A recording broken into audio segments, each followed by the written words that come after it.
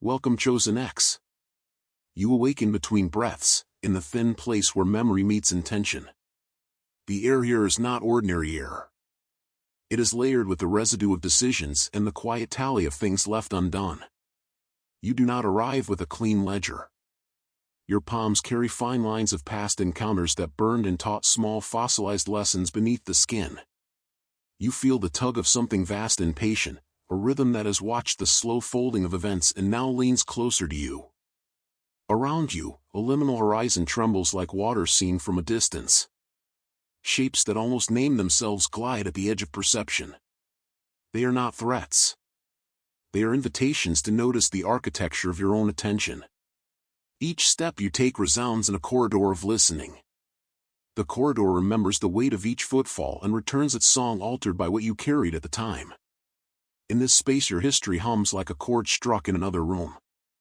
The notes are familiar without being literal. You are invited to trace them but not to rest on them.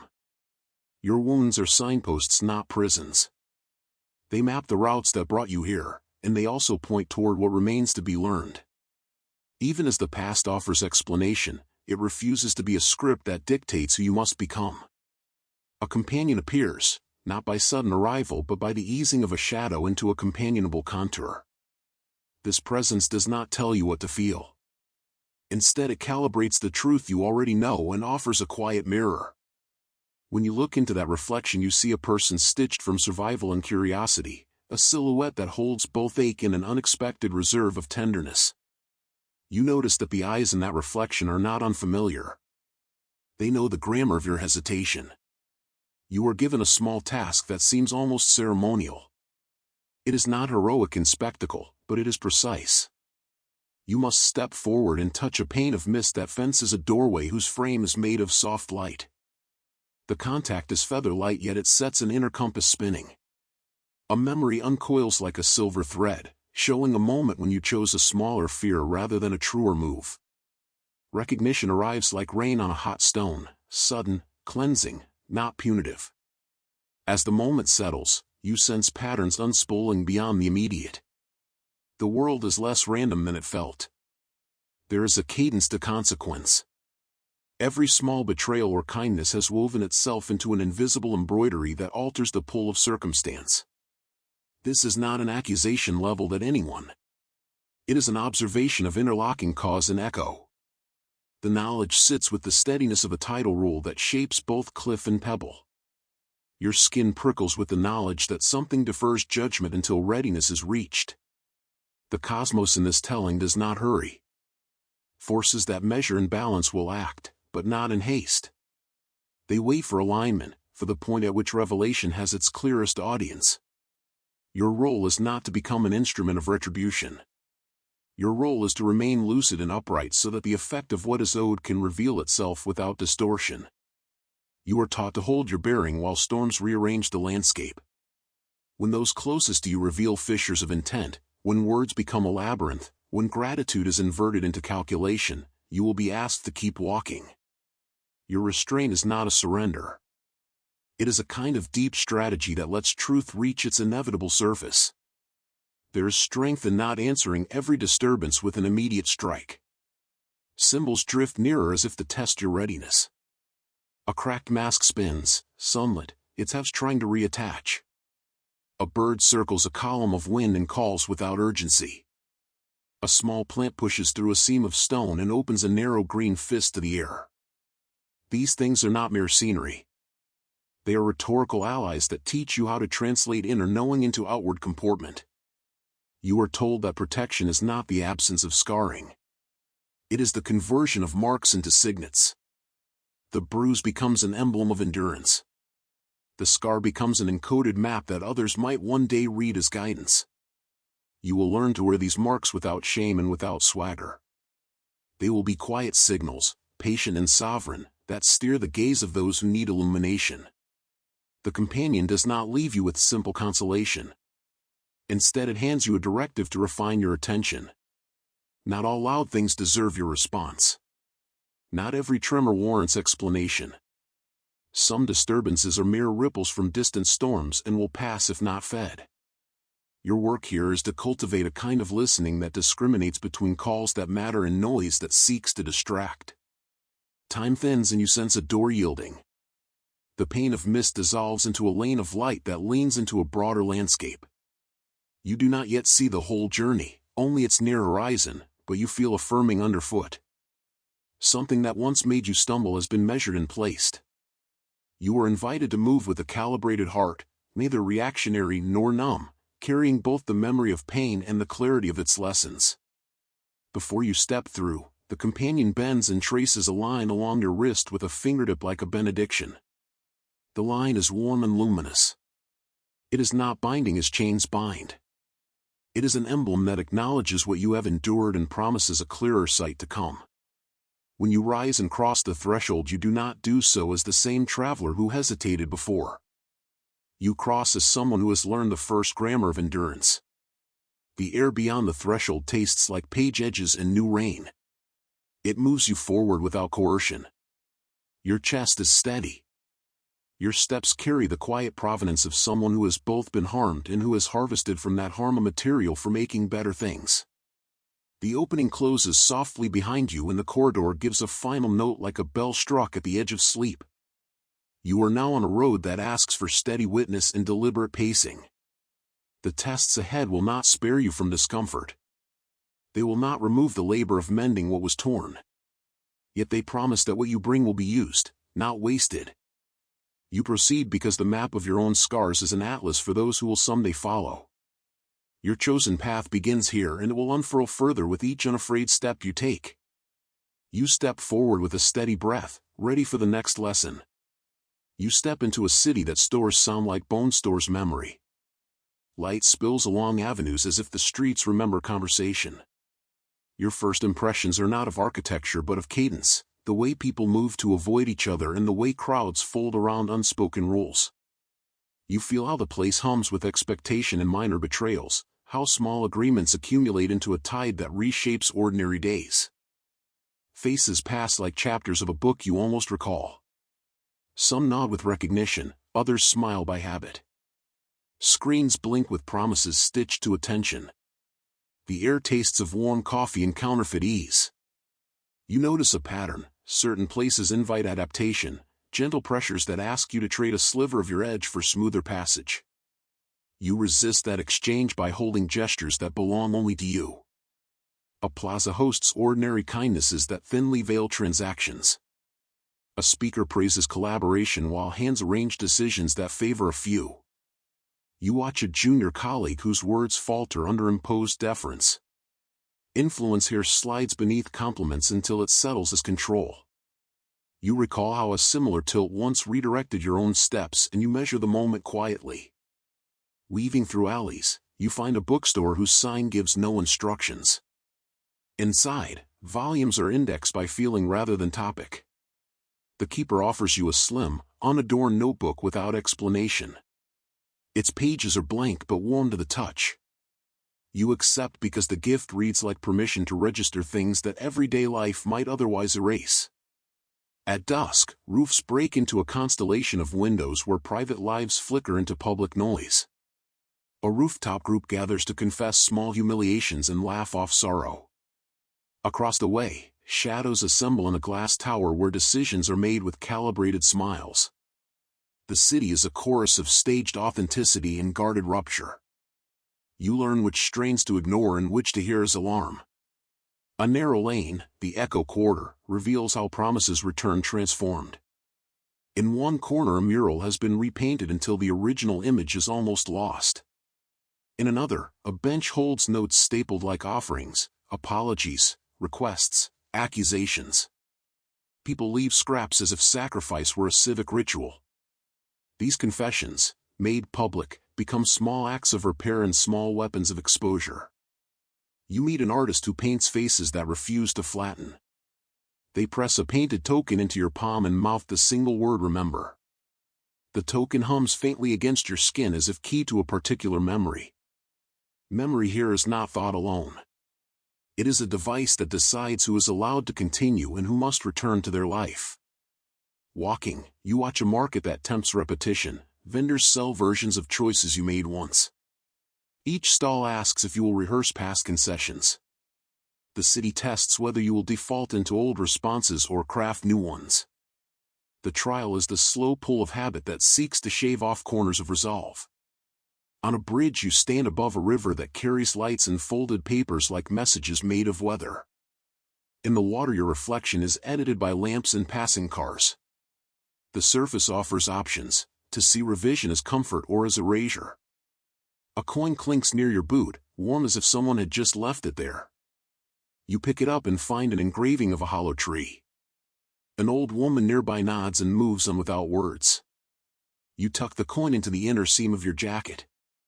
The token feels like a pact, a symbol to invoke when the city smooths you into someone easier to manage. You proceed toward an arrangement of rooftop lights that together form the suggestion of an opening. The pattern is deliberate enough to be felt but not to be named. You recognize its pull as a summons to decide whether you will be shaped by the city or shape how the city remembers you. Footsteps collect behind you and then fall away. The quarter is learning you. Neighborhoods remember the traction of certain feet and adjust their rhythm accordingly. You hold a choice like a small lamp in your chest. Continue as a quiet witness who records and refrains, or steps into a space where refusal to submit becomes an active architecture of remembrance. You choose by what you refuse rather than what you perform. You do not shout. You do not strike.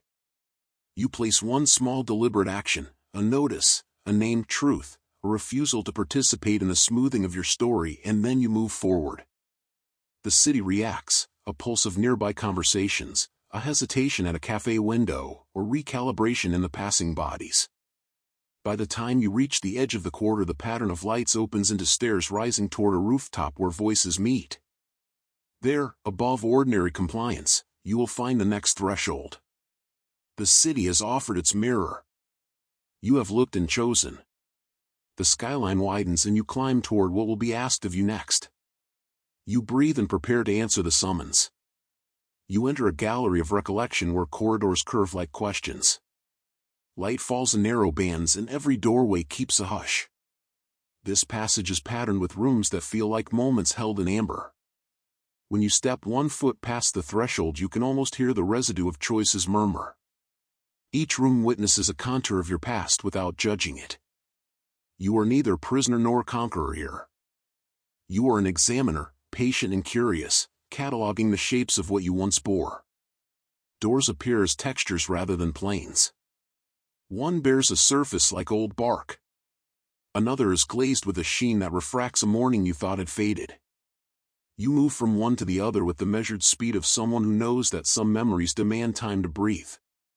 Behind one panel a childhood laughter seems to echo, fragile but precise. Behind another, silence gathers like a constellation that needs naming. You allow yourself to listen rather than to rescue.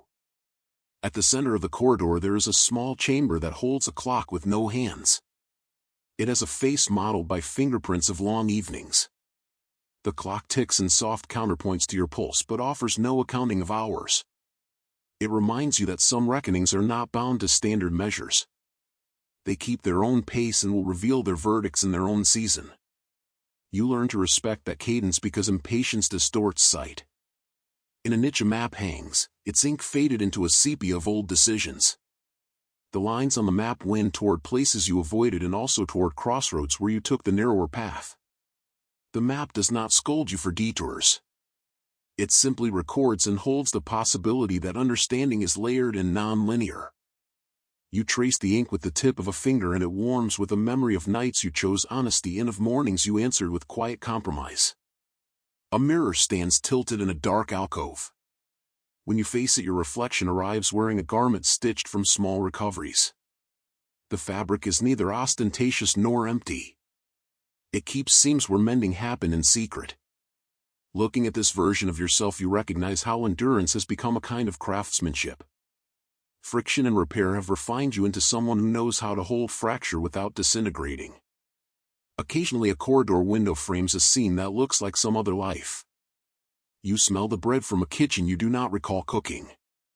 You hear a voice enunciate an apology that seems destined for someone else. These glimpses are not illusions to bewilder you. They are fragments offered so that you might practice the art of translation between what happened and what you believed it meant. You begin to untie certain knots in language that once tightened your chest. Memory here is tactile. You find a table scattered with small objects, a coin with a worn tree, a thread of blue, a torn photograph with the corner chewed by time. Each item elicits a different register of sensation. One object unfastens sorrow. Another opens a space for tenderness. You place the coin against your palm and feel a line of gratitude where a complaint once lived. The objects are not solutions. They are keys that invite you to reframe. As you continue, the corridor changes. The air grows denser with the sound of recorded conversations that are not your own. Fragments of disputes, negotiations, and reconciliations twist into a tapestry that articulates how communities break and rebuild. You understand the scale of harm and repairs movements that outlast singular actors. This perspective births a patience that widens your capacity for bearing witness without collapsing into sympathy that consumes. You are confronted with a memory door that will not open until you speak its name aloud. You feel its weight, the gravity of naming. The room behind it contains the ache you hid when you learned that trust could be weaponized. Saying the word loosens a knot and the door swings inward with a sound like old leaves. Inside you meet a scene where a promise was reworded into leverage. You feel again the heat of that moment, but now you can place a companionable distance between the event and yourself. In that space, forgiveness is not demanded. Instead, you are offered a bench and a cup of water. The gesture is simple and it disarms the instinct to combust. Healing here is composed of small mercies rather than sweeping absolutions. You sip and let the water cool the sharp edges of anger. You rearrange the shards so they no longer cut your path. It is laborious and slow, but labor that steadies rather than erases. A passageway folds into a chamber hung with portraits whose subjects are half-finished. Faces emerge in brush strokes that blur at the edges. Their incompleteness is a reminder that identities are works that remain open. You realize that the people who wronged you are also portraits in process.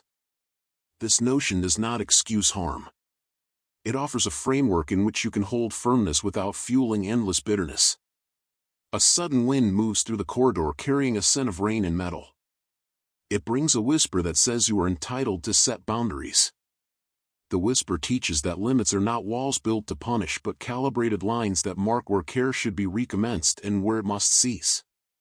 You take notes on an invisible ledger and commit to gestures that will conserve your energy and enlarge your capacity to give when it matters. Near the end of the corridor you find a small chapel of quiet. It is simple in construction.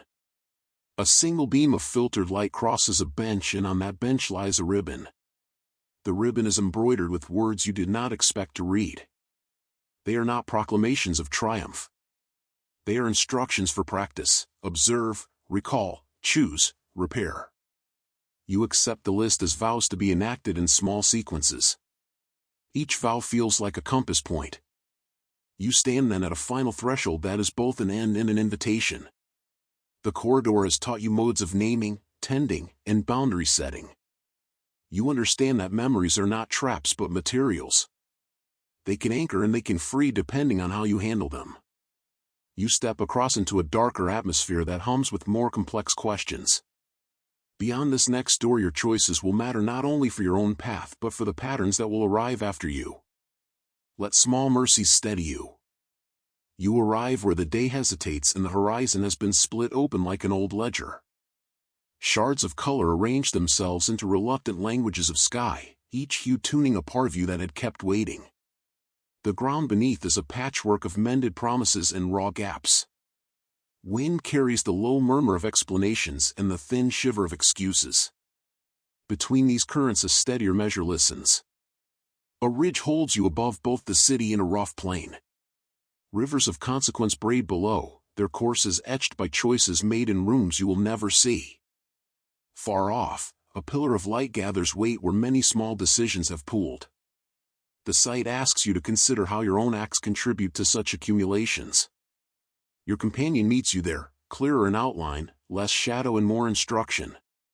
It speaks without flourish, offering a rule you already recognize: strength without care becomes a blunt force, Mercy without discernment betrays those who depend on truth. You feel the cadence of those words settle into your bones.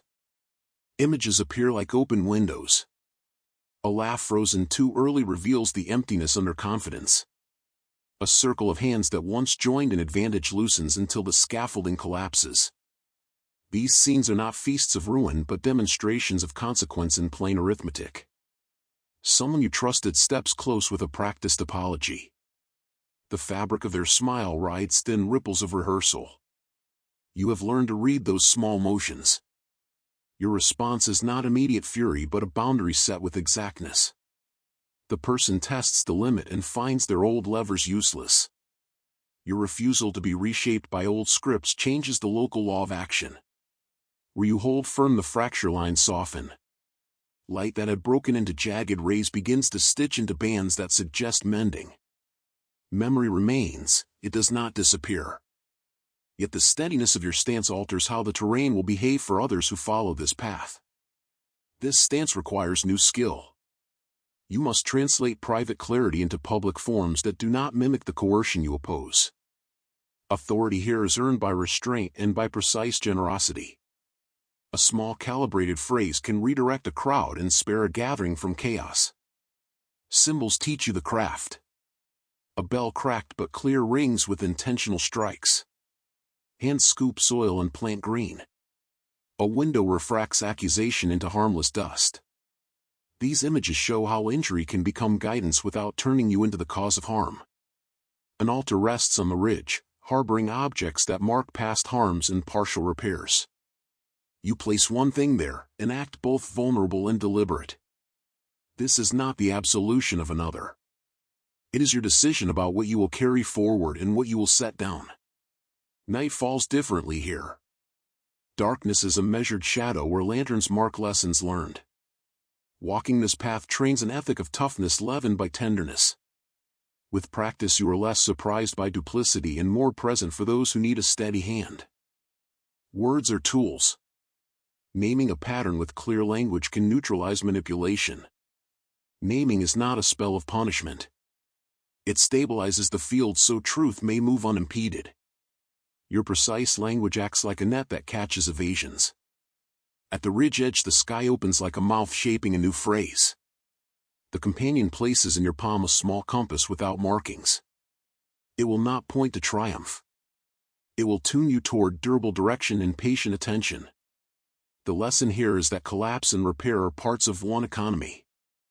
You do not deny the wound. You do not pretend the sting was never there. Instead you learn to craft structures from the raw material of harm that shelter others.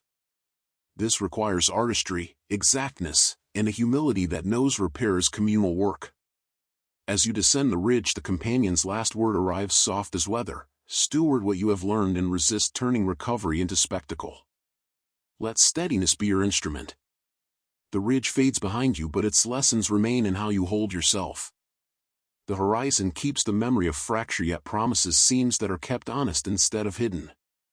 You breathe and feel the decision settle.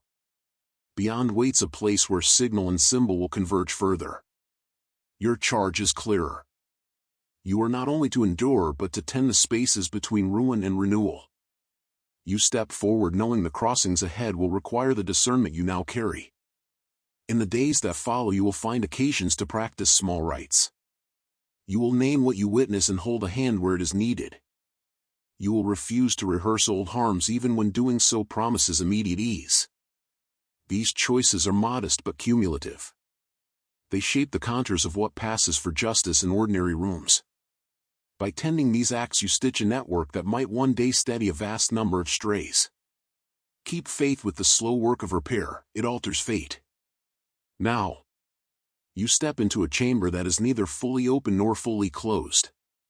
Light enters from unseen angles, fractured and deliberate, as if the space itself waits for recognition. You feel the weight of cumulative choices pressing gently against your shoulders, a quiet gravity that asks only awareness, not resistance. Here, the corridor of experience merges into a wider vista. Every decision, every boundary you ever drew, every small act of clarity manifests as patterns across the floor, luminous like a cityscape of possibility. Around you, the air vibrates with whispers of both caution and promise. Figures move at the periphery, not threatening but suggestive, their gestures revealing both past betrayals and latent opportunity. They are neither enemies nor allies, but teachers whose lessons arrive in increments. One reaches out a hand holding a shard of memory, fragile, translucent, and inscribed with choices you once feared to claim. You take it with neither hesitation nor arrogance. It is recognition, not possession, that matters. You walk through spaces where the architecture of intention bends light into arcs that feel like guidance. Hallways lead into courtyards where mirrors rise from the ground and reflect not only your form but the patterns of your endurance. Each reflection is a codex, the subtle inflections of those who sought to manipulate, the hidden corridors of influence, the ways small cruelties coil and straighten again. You see clearly the paths you might have lost yourself on and the routes by which you preserved autonomy. Symbols accumulate around you, a tree split by lightning yet bearing fruit more vibrant than ever, a pool where rain dissolves into ripples that radiate outward without end, a phoenix whose wings brush the ceiling in gentle arcs. They are not fables, they are instruments of understanding. You internalize the principle that what once struck as injury can become a lattice for insight, a framework for clarity that holds while others flail against their own shadows. A figure appears, neither companion nor stranger, whose eyes reflect infinite patience. It speaks not in direct commands but in calibrated presence. Every movement is lesson. Every pause is instruction. You understand without words that your role has shifted. No longer are you merely a survivor of circumstance. You are a stabilizing axis, a living testament to endurance transmuted into guidance. As you continue, the ground beneath you pulses with faint rhythms, like echoes of the choices you have made and the integrity you have maintained. Each step affirms your capacity to navigate subtle manipulation, hidden agendas, and the latent chaos of human intent. You feel the resonance of your own steadiness extend beyond yourself, forming a network of influence that stabilizes what was previously precarious. A gallery unfolds with artifacts of prior struggle, letters never sent, decisions reconsidered, apologies offered and withheld.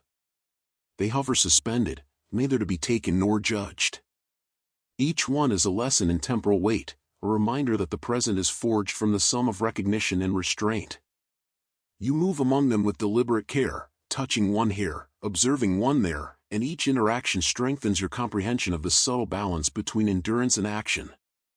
You reach a staircase that coils like a ribbon, leading upward into a dome where light converges into a point of clarity. The ascent is measured, each step echoing faintly with memory and intention. At the summit, the vista opens fully. You see the network of streets, courtyards, and corridors you have passed, now illuminated with lines of cause and effect that reveal the invisible architecture of consequence.